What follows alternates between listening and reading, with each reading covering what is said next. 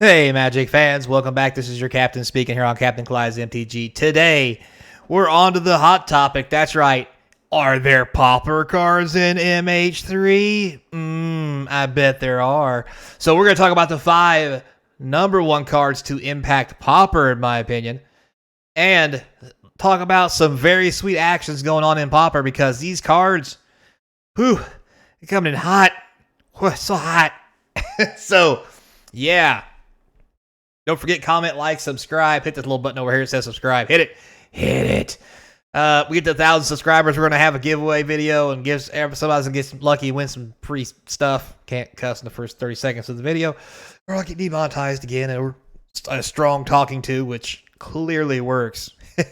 Nuts. Anyway, don't forget, because I just did. Jesus Christ. Oh, links in the description for other ways to support the channel. You need some cards or whatever. Hook a brother up. Be happy to sell them to you. So, let's start off with some honorable mentions and what I think may be a new deck coming to Pauper. And if you guys want, I'll even build one because God knows I'm piss poor at it, but it'll be funny to look at. So, we're talking about blue energy.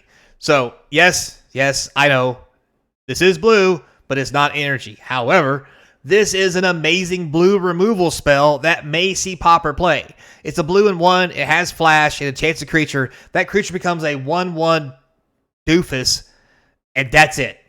No special abilities, no nothing, no flying, no I pump the team. None of that stuff. And if push comes to shove, you can just exile it because, I mean, everything's got 1 toughness in Pauper. I don't know what to tell you. This is how shit goes down.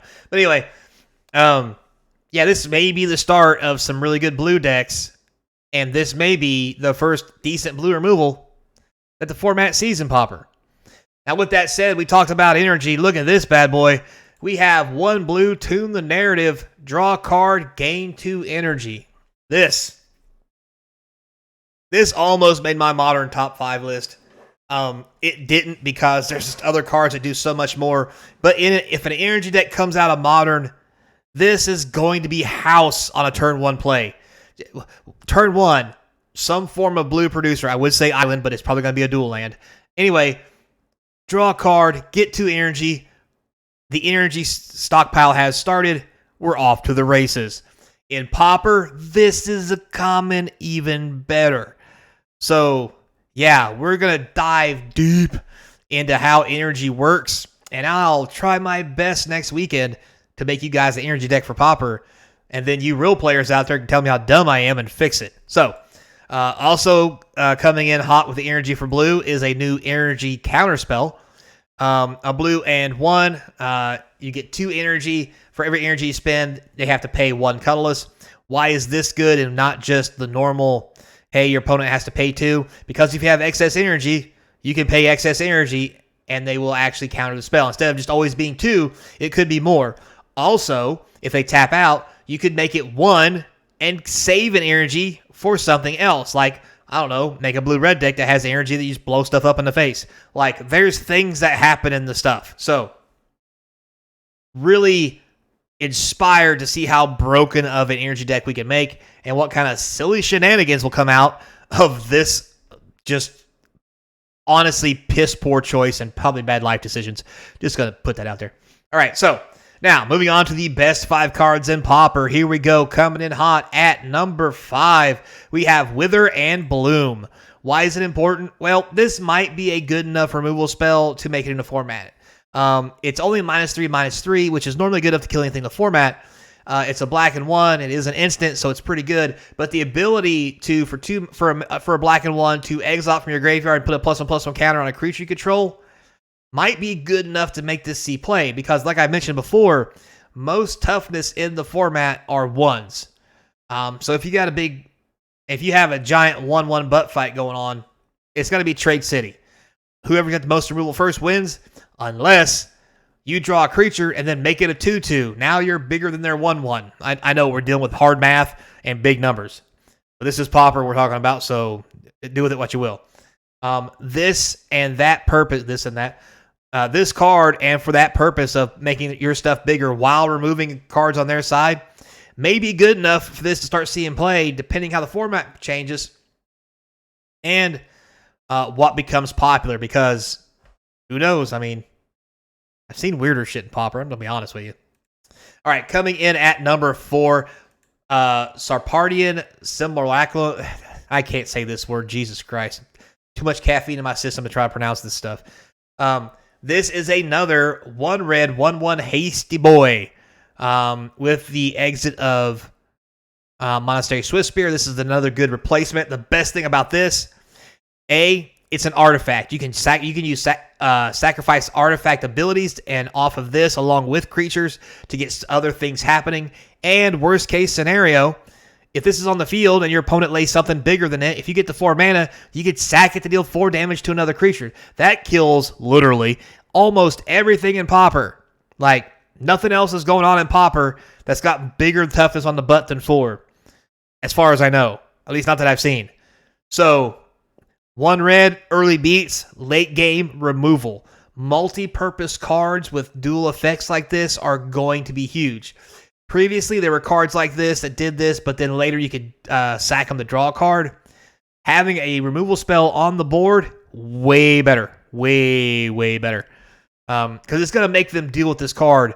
And if they spin a card out of their hand to kill it, if this is what you're killing out of my Pauper deck, I'm going to be honest with you, I'm okay with that, because this is probably the most least threatening thing I'm going to kill you with in a deck full of red stuff. Just putting that out there.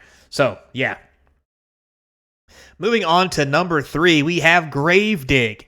Why do I like this? Well, I like Gravedigger. And in a format like Pauper, 4 mana is a lot. But early game for a black and 1, you can just make a 2/2 zombie and just start beating face. Again, like I said, in a world full of 1/1s, 2/2 is fucking huge.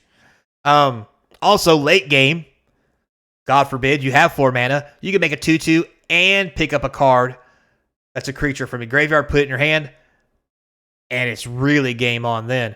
So, yeah, this can be huge. Again, dual-purpose cards, lots of flexibility, gives you the early beats that you want, the late-game survival, plus the ability to get stuff back and do the weird stuff.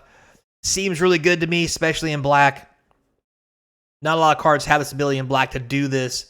And let you pick things up from the graveyard while being able to give you a defender early game.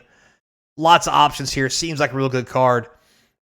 And the ability to entwine it to get both just seems hands down awesome. Also, you're playing black-red. You throw your goblin at something and kill it. You pick the goblin back up, put it back on the field, and punch him in the face with it again. So, you know, stuff. Next, we have Fanged Flames. Why do I like this? Well, for a red and 1, it deals 4 damage to a creature or a planeswalker. I've yet to see a planeswalker in Pauper. I know. However, 4 damage is a lot. It kills anything. Also, it exiles whatever it kills, so if it has some weird graveyard ability, it ain't doing that shit no more. Also, it's got Devoid. So if something's pro-red, this can still kill it. Again, I know, pro-red shit doesn't run around Pauper all that much. But at the rate we're going with some of these common cards and how powerful they're getting, there's going to be some pro-red shit popping off soon. And it's going to, this is going to be needed. I'm just, keep it out there, put it in your wallet, back pocket, put it in the binder, be ready. So shit's going to go down. Just, shit's going to go down.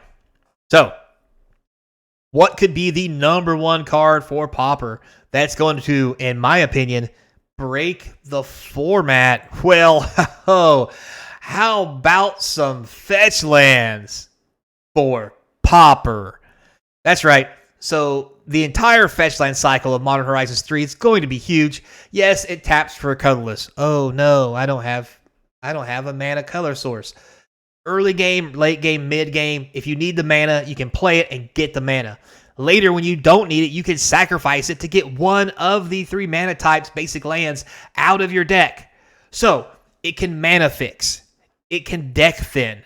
And because these things have 3 colors, you can pick anywhere from 8 to 10 to even up to 12 to fetch the cards you need out of your deck. Now, 12 is a bit much for Pauper. Maybe.